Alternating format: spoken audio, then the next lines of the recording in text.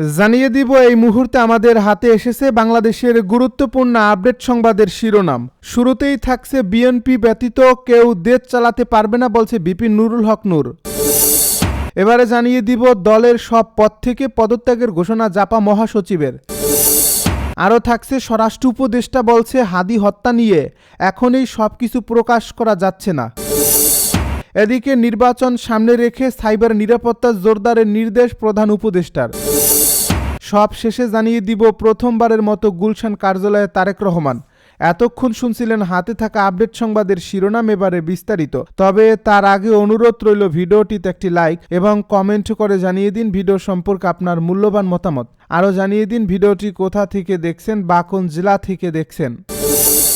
BNP ব্যতীত কেউ দেশ চালাতে পারবে না বলছে ভিপি নুরুল হক নূর। বিএনপি ছাড়াও অন্য কোনো রাজনৈতিক দল ক্ষমতায় এসে দেশকে স্থিতিশীলভাবে পরিচালনা করতে পারবে না বলে মন্তব্য করেছেন গণ অধিকার পরিষদের সভাপতি নুরুল হক নূর। শনিবার রাতে গলাচিপা বিএনপি কার্যালয়ে এক মত বিনিময় সভায় এই কথা বলেন তিনি। এ সময় বিএনপি ও গণ অধিকার পরিষদের অধিকারের নেতাকর্মীরা ঐক্যবদ্ধভাবে ভিপি নুরুল হক নূরকে জয়ী করতে কাজ করার অঙ্গীকার করেন।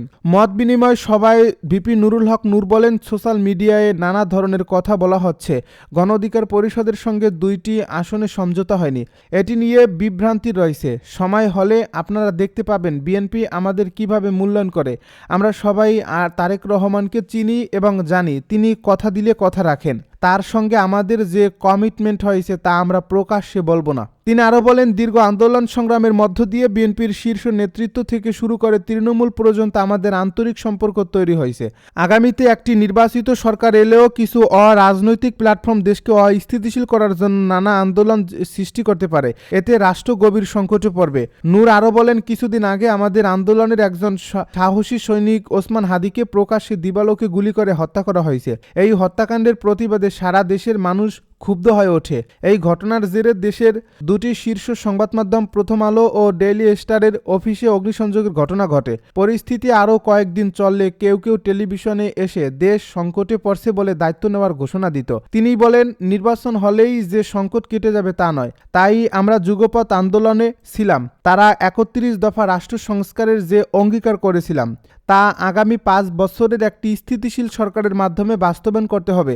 লক্ষ্য হবে দেশের উন্নয়ন, মানুষের নিরাপত্তা নিশ্চিত করা এবং বিশ্ব দরবারে বাংলাদেশকে একটি নিরাপদ ও স্থিতিশীল রাষ্ট্র হিসাবে উপস্থাপন করা, যাতে বিশ্ব বিনিয়োগ আসে।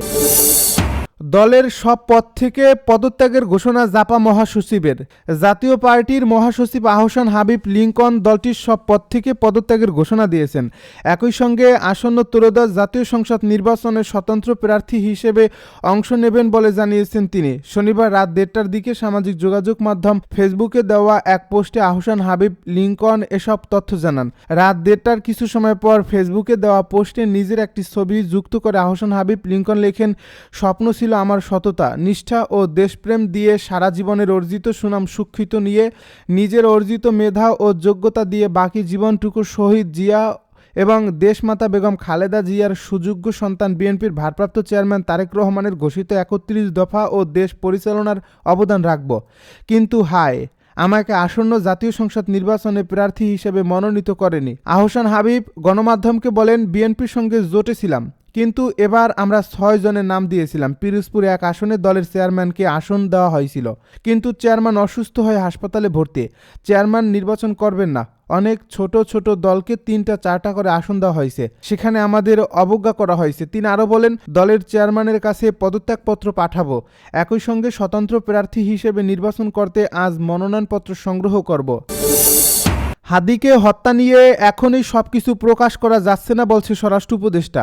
তদন্তের স্বার্থে এবং প্রকৃত অপরাধী ও মদতকারীদের শনাক্তকরণের জন্য এখনই শরীফ ওসমান হাদি হত্যাকাণ্ডের সবকিছু প্রকাশ করা যাচ্ছে না বলে জানিয়েছেন স্বরাষ্ট্র উপদেষ্টা লেফটেন্যান্ট জেনারেল মোহাম্মদ জাহাঙ্গীর আলম চৌধুরী।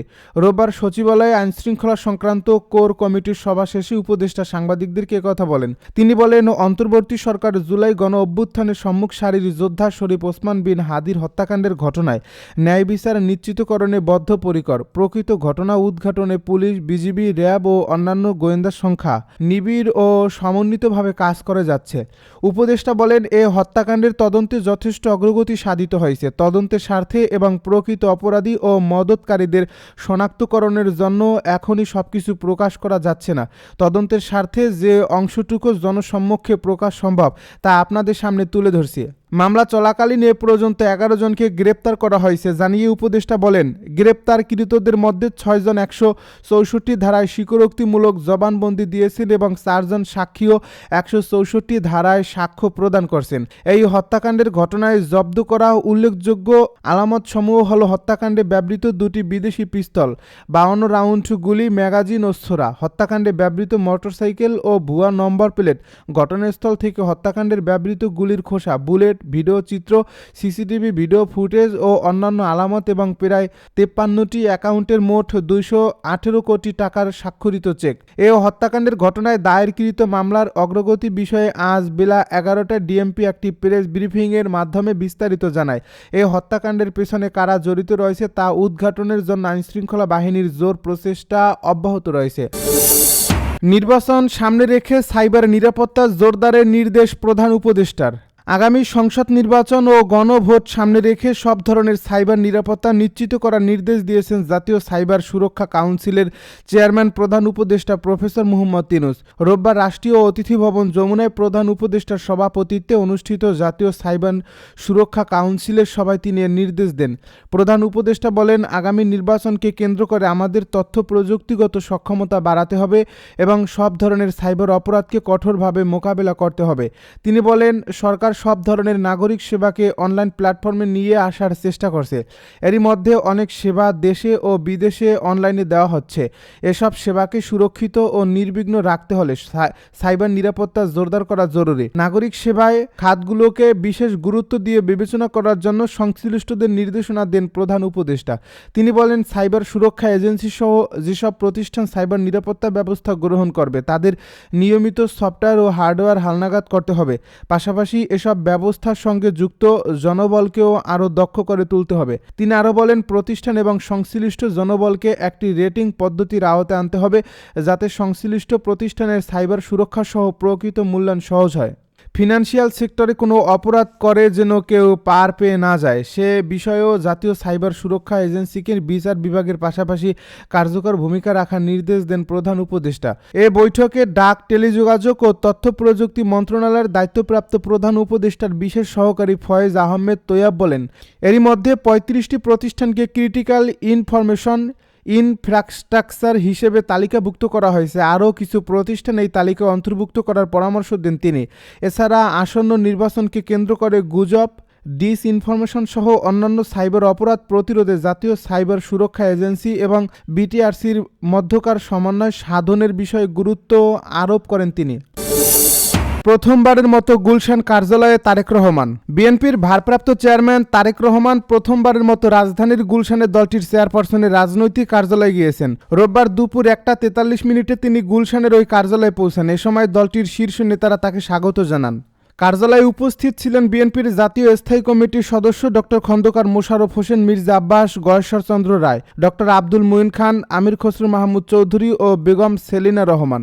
এছাড়া সিনিয়র যুগ্ম মহাসচিব রুহুল কবির রিজভী আহমেদ, চেয়ারপারসনের একান্ত সচিব এ.বি.এম. আব্দুল ছত্তার এবং জাতীয় নির্বাহী কমিটির সদস্য তাবিত আউয়াল উপস্থিত ছিলেন। বিএনপি সূত্র জানায়, দলীয় এবং সাংগঠনিক বিভিন্ন বিষয় নিয়ে খোঁজখবর নিয়েই তারেক রহমান কার্যালয়ে আসেন। এ সময় তিনি উপস্থিত নেতাকর্মীদের সঙ্গে কুশল বিনিময় করেন।